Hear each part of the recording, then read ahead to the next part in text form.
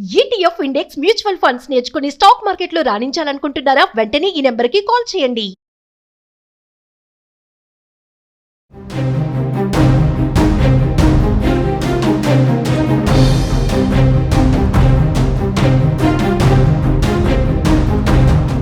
నమస్తే, welcome back to Suman TV. ప్రస్తుతం మనతో పాటు ఉన్నారు consumers affairs committee chairman Mandadi Krishnareddy గారు.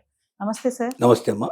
సార్, రీసెంట్గా జరిగిన సంఘటన, లెక్చరర్ స్టూడెంట్ దగ్గర ఫోన్ చూసి తీసుకోవడంతో స్టూడెంట్ ఎలా రియాక్ట్ అయిందంటే మీరు కూడా చూసే ఉంటారు ఆ వీడియోని. అసలు తిట్టడము, నా ఫోన్ నాకు ఇచ్చే అనడము, అక్కడితో ఆగిపోలేదు. అది ఆవిడ ఇవ్వకపోవడంతో చెప్పు తీసి కొట్టడం. అంటే ఒక టీచర్ని, అంటే పిల్లలు ఏం నేర్చుకున్నారు? ఒకప్పుడు సార్ టీచర్ అంటే ఎంత భయము, గురువు అంటే ఒక గౌరవం, రెస్పెక్ట్ ఉండేది, హానర్ ఉండేది.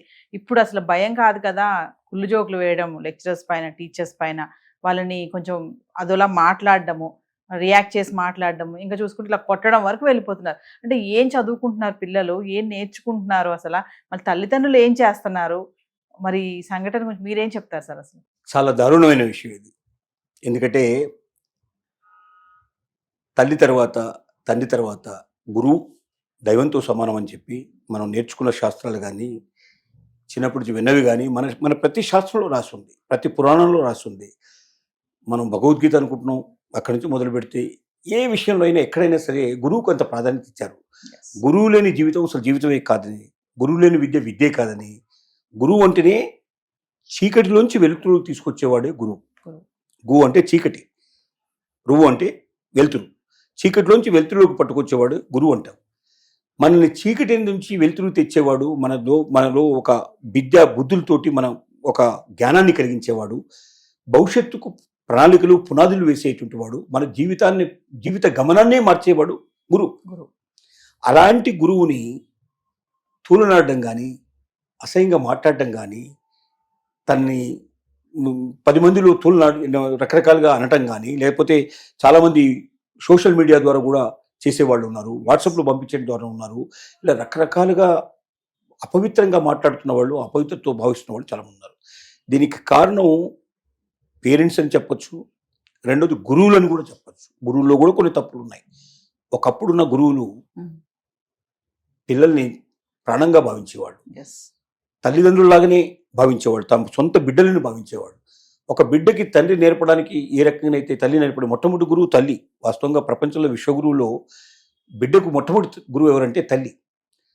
తల్లి దగ్గర నుంచి నేర్చుకుంటాడు. తల్లి ప్రవర్తన చూసి, తల్లి నవ్వును చూసి, తల్లి మాటను చూసి, తల్లి ప్రవర్తన చూసి పిల్లాడు మార్చుకుంటాడు. అంటే మనం ఇంట్లో మన భర్తతో మనం ప్రవర్తిస్తున్న విధానం కానీ, మన పొరుగు ఇరుగు వాళ్ళతో మనం ప్రవర్తిస్తున్న విధానం కానీ, మనం మాట్లాడే విధానం కానీ, మనం ప్రవర్తించే విధానం కానీ, మనం అబద్ధాలు చెప్పే విధానం కానీ అందరికన్నా ఎక్కువ గమనించేవాడు బిడ్డ. అంటే ఇక్కడ నుంచే పునాదులు పడతాయి. బిహేవియర్ ఎలా ఉండేదానికి ఇక్కడ నుంచే పునాదులు పడతాయి. తల్లి రాక్షసి అయి ఉండి, తల్లి అబద్ధాల కూరై ఉండి, తల్లి విపరీతంగా భర్తని వేధించేటువంటిది ఉండి, చుట్టాలు, స్నేహితులు, బంధువులు వచ్చినప్పుడు ప్రవర్తించే విషయం రోతగా ఉండేటువంటి తల్లి ఉంటే ఖచ్చితంగా బిడ్డలు కూడా అలా మారడానికి అవకాశాలు చాలా ఎక్కువ ఉంటాయి. ఇక విద్యా విధానానికి వస్తే, ఆనాడున్న విద్యా విధానం ఒకప్పుడు ఒక 30 నుంచి 40 సంవత్సరాల క్రితం, మనం 25 ఏళ్ళ ముందుకు పోయినా కూడా ఖచ్చితంగా గురువుకి భయపడేవాళ్ళు. గురువు చెప్పింది వేదంగా భావించేవాళ్ళు. గురువుకు వ్యతిరేకంగా ఇంకో మాట మాట్లాడడానికి కూడా అసలు ఆ అవకాశం ఉండేది కాదు. గురువు కొడితే దెబ్బలు తిని మళ్ళీ ఇంటికి పోయి చెప్పుకోవడం ఉండేది కాదు. ఇంటి దగ్గర చెప్తే మళ్ళీ కొట్టేవాడు. అంటే నువ్వు ఏం తప్పు చేసావు, అందుకే నిన్ను గురువు కొట్టాడు కాబట్టి అని మళ్ళీ ఇంట్లో వాయించేవాడు. కాబట్టి ఇంట్లో చెప్పుకోవడానికి ప్రయత్నించేవాడు కాదు. కానీ ఇవాళ పరిస్థితి ఏమర్పడిందంటే వ్యతిరేకం అయిపోయింది. గురువుల్లో కూడా ఆ విద్యాబోధన క్షీణించింది. ఆ రకమైనటువంటి పూర్తిగా ఇప్పుడు మీకు చిన్న ప్రాథమిక విద్య నేర్పేట వాళ్ళు మీరు చూడండి, స్కూల్స్, ప్రైవేట్ స్కూల్స్ వచ్చాయి.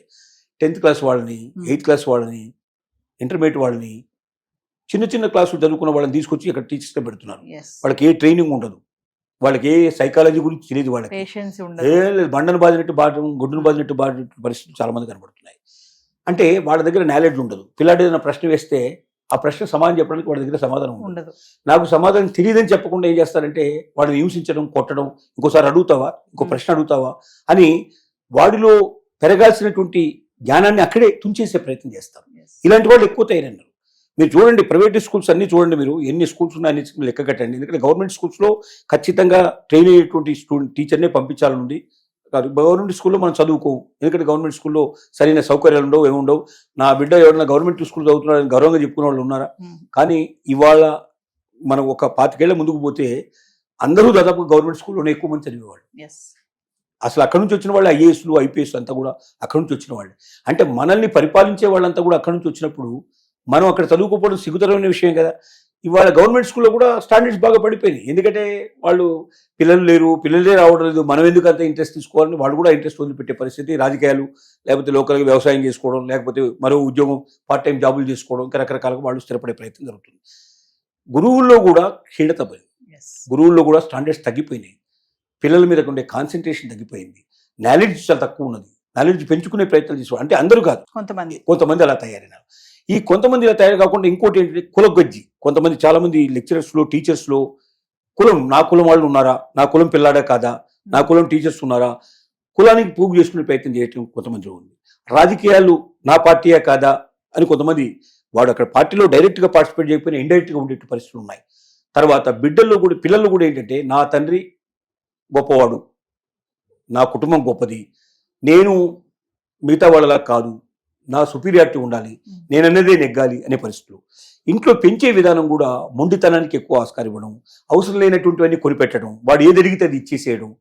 అంటే నేను అనుకున్నది సాధించాలి, నేను ఎట్లా కావాలంటే అట్లా ఉంటాను, నేను ఎలా ఉన్నాను నన్ను ప్రశ్నించడానికి వీల్లేదు. ఇంట్లో ఎప్పుడైతే తయారైపోయిందో స్కూల్లో కూడా అలాగే ప్రవర్తిస్తారు.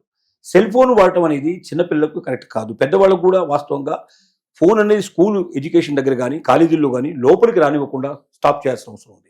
ఫస్ట్ మన గవర్నమెంట్ ఆఫ్ ఇండియా అన్ని రాష్ట్రాలకి మొట్టమొదటి చేయాల్సిందంటే విద్యార్థి దశలో పిల్లలు ఎవరు కూడా ఫోన్ అనేది చదువుకునే టైంలో ఉపయోగించకూడదు. ఇప్పుడు మీకు చాలా సాఫ్ట్వేర్ కంపెనీలు ఉన్నాయి, పెద్ద పెద్ద కంపెనీస్లో they don't allow the phone.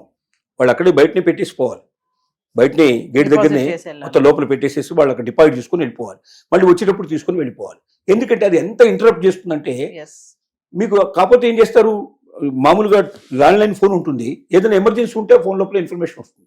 ఆ ఫోన్ మీరు ఇచ్చుకుంటే సపోజ్ ఇంట్లో ఎమర్జెన్సీ ఉంది, ఏదైనా ఎవరికైనా హాస్పిటల్ పోవాల్సిన పరిస్థితి పడింది, యాక్సిడెంట్ అయింది, అలాంటి ఇన్ఫర్మేషన్ ఉంటే మీకు ల్యాండ్లైన్ ఫోన్ ద్వారా వస్తుంది, ఆ మెసేజ్ ఆటోమేటిక్గా తీసుకొచ్చి చెప్తారు. కానీ మీ దగ్గర ఫోన్ ఉంటే అంతవరకు ఆగరగా, మీకు ఏది కావాలంటే దానిలోకి వెళ్ళిపోతారు, ఏదంటే చేస్తారు. అంటే మీరు చేస్తున్నటువంటి పని మీద కన్నా మీకు ఫోన్ మీద ధ్యాస ఎక్కువ ఉంటుంది. రెండోది ఇవాళ పోర్నోగ్రఫీ విపరీతంగా వచ్చింది, అది కూడా పిల్లల్ని చాలా చెడగొట్టే ప్రయత్నం జరుగుతుంది. ఈ పెద్ద పిల్లలు ఇప్పుడు ఒక ఇంజనీరింగ్ చేసేటువంటి అమ్మాయిలో ఎంత అనుకో ఉండాలి, టీచర్ అంటే ఎంత భక్తి ఉండాలి, ఎంత ఆ రకమైనటువంటి భావన లేని పిల్లలు. ఆడపిల్ల అంటే ఇంకా అనవుకుగా ఉంటుందని మనం భావిస్తాం.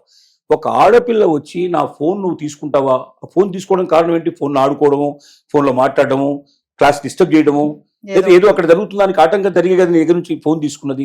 అంటే నువ్వు చేస్తుంది కరెక్ట్ కాదు, నీ అయిపోయిన తర్వాత ఈ క్లాస్ అయిపోయిన తర్వాత నీ ఫోన్ నీకు ఇచ్చేసి పోతారు, ఏ టీచర్ కూడా ఇంటికి అయితే పట్టుకొని పోదు కదా. అంటే అప్పటిదాకా కూడా నువ్వు ఆగలేని పరిస్థితి. లేదా బహుశా నీ రాష్ట్రాలేమో ఆ ఫోన్లో ఉన్నాయి, వాళ్ళు ఎవరు చూస్తారేమో అని భయం కావచ్చు, దాంట్లో ఇంకేదైనా ఉండొచ్చు బహుశా. ఎందుకంటే ఎవరో ఎవరితోటో ఏదో రకమైనటువంటి ఉంటే అట్లాంటి ఏమైనా ఉండొచ్చు పరిస్థితి. ఎందుకంటే కొట్టేదాకా వచ్చిందంటే అంటే ఆ ఇంట్లో ఆ పిల్లని పెంచిన విధానం ఎంత ఘోరంగా ఉందో దీన్ని బట్టి మనం అర్థం చేసుకోవాలి. ఒక బిడ్డ ప్రవర్తన బట్టి ఆ తల్లిదండ్రుల యొక్క వాళ్ళ ప్రవర్తనలు కూడా మనం అంచనా వేసే అవకాశం ఉంటుంది. అంటే అంత చండాలంగా, అంత వర్గర్గా ప్రవర్తించేటువంటి ప్రవర్తనకి తీసుకొచ్చారు అంటే తల్లిదండ్రుల పెంపకం సరైనది కాదు. ఆ తల్లిదండ్రులు చాలా బాధపడాలి, సిగ్గుపడాలి అక్కడ చెప్పాలంటే. అదేవిధంగా ఈ పిల్లలు కూడా ఈ పిల్లల్ని చూసి మిగతా పిల్లలు నేర్చుకోవాల్సిన అవసరం ఏంటంటే, మనం ఇంట్లో ప్రవర్తించినట్టుగానే మనం కాలేజీలో, స్కూల్లో ప్రవర్తించకూడదు. ఎందుకంటే కాలేజీ, స్కూల్ అని మన సొంతం కాదు, ఇది ఒక అందరికీ సంబంధించిన ఉమ్మడి ప్రదేశంలో కొన్ని ఖచ్చితంగా రూల్స్ అండ్ రెగ్యులేషన్స్ ఉంటాయి. రూల్స్ అండ్ రెగ్యులేషన్ పాటించాలి. పిల్లలు వచ్చేది స్కూల్కి కానీ కాలేజీకి కానీ చదువుకోవడానికి రావాలి, విద్య నేర్చుకోవాలి, ఇంకా భవిష్యత్తు రీసెర్చ్ లాంటివి నేర్చుకోవాలి, ఇంకా కొంత విజ్ఞానం నేర్చుకోవాలి, మనం ముందుకెళ్ళాలని కోరిక కావాలి. కానీ మనం మన ఫోన్లు తెచ్చుకొని ఇక్కడ ఆడుకోవడం, ఫోన్లలో మాట్లాడుకోవడం, ఫోన్లలో ఎవరితో కావాలంటే గంటల తరబడి మనం మాట్లాడుతూ పోవడమో, లేకపోతే ఫోన్లలో వేరే వీడియోలు చూసుకోవడమో, లేదా ఫోన్ ఉపయోగించి మన ఫోన్ మీదనే మన ధ్యాస ఉంటే మనం విద్య నేర్చుకోలేం. కాబట్టి ఆ టీచర్ ఏమై ఉంటుంది, బహుశా ఫోన్ నీకు ఉపయోగించొద్దు, క్లాస్ అయిపోయిన తర్వాత ఇస్తానని తీసుకొని ఉండొచ్చు. అంత మాత్రం చేత ఆ టీచర్ని వెళ్ళడం, చెప్పు తీసుకోవడం, కొట్టడం, తర్వాత మిగతా వాళ్ళు వచ్చి విడిపించడం, ఇట్లాంటివన్నీ జరిగిన సంఘటన. ఇది చాలా బాధాకరమైన విషయం. ఇక్కడి నుంచి అయినా గవర్నమెంట్లు కూడా ఎవరైతే పిల్లలు ఇలా ప్రవర్తిస్తారో వెంటనే వాళ్ళని రిమూవ్ చేసే పరిస్థితి తీసుకోవాలి, సర్టిఫికేట్ క్యాన్సిల్ చేయాలి, ఒక కొన్నాళ్ళ పాటు ఎడ్యుకేషన్ కూడా వాళ్ళు దూరం చేయాలి.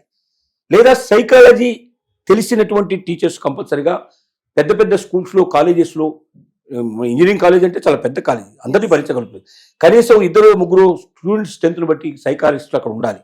వాళ్ళ క్లాసులు తీసుకోవాలి రెగ్యులర్ గా తీసుకోవాలి. ఎవ్రీ వీక్ కనీసం ఒక Motivation క్లాస్ classes పెట్టాలి, ఉండాలి. వీక్లీ ఒక క్లాస్ పెట్టాలి.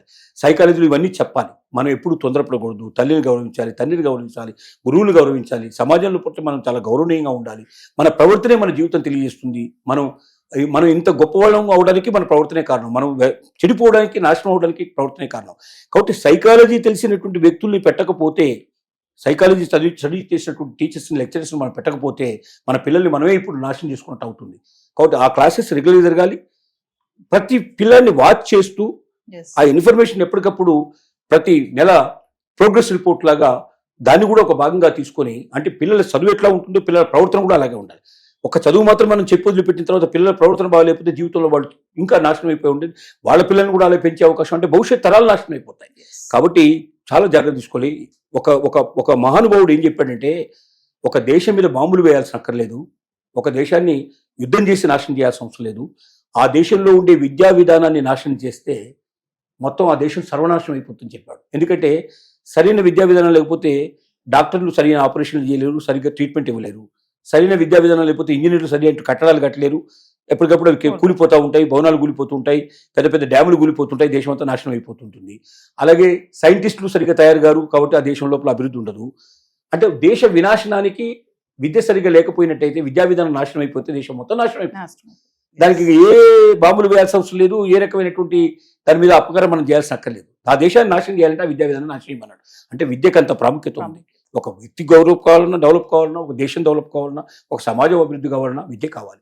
ఆ విద్య సరైన పద్ధతిలో అనకువగా ఒక విద్యను నేర్పేవాడంటే, తల్లిదండ్రులు మనం కన్నారు, కానీ మన భవిష్యత్తు నిర్ణయించేది మన విద్యా గురువులే. కాబట్టి గురువు మీద ప్రేమ లేని వాళ్ళు, గురువు మీద గౌరవం లేని వాళ్ళు, గురువును అవమానపరిచేవాళ్ళు, ఒకవేళ గురువు తొందరపడితే తర్వాత వెళ్ళి వాడి దగ్గర, సార్ మీరు ఇలా చేయడం వల్ల నేను ఇట్లా బాధపడుతున్నాను, జరుగుతోంది, దయచేసి ఇలా కాకుండా నన్ను అందరి ముందు కాకుండా నన్ను బయట పిలిచి నాకు చెప్పండి, నా అవమానం చేయకండి, అలా మనం చెప్పుకోవచ్చు. ఒకవేళ టీచర్ వినకపోతే మనం హెడ్ మాస్టర్ దగ్గరికి వెళ్ళొచ్చు, ప్రిన్సిపల్ దగ్గరికి వెళ్ళొచ్చు, మన పేరెంట్స్కి చెప్పి వాళ్ళతో చెప్పించవచ్చు. ఇలాంటివన్నీ చాలా అవకాశాలు ఉన్నాయి. అయితే కొంతమంది గురువులు మనం చూస్తుంటాం, చిన్న చిన్న పిల్లల్ని కూడా రేపులు చేసినట్టు గురువులు మనం చూస్తాం. ఉన్నారు అలాంటి గురువులు. అట్లాంటి వాళ్ళు కూడా ఉన్నారు, చండాలంగా తయారైన వాళ్ళు కూడా ఉన్నారు. కాబట్టి పిల్లలు ఎంత జాగ్రత్త పడాలో గురువులు కూడా అంతే జాగ్రత్త పడాలి. గురువు ప్రవర్తన బట్టి గురువు యొక్క స్థానం కూడా ఉంటుంది.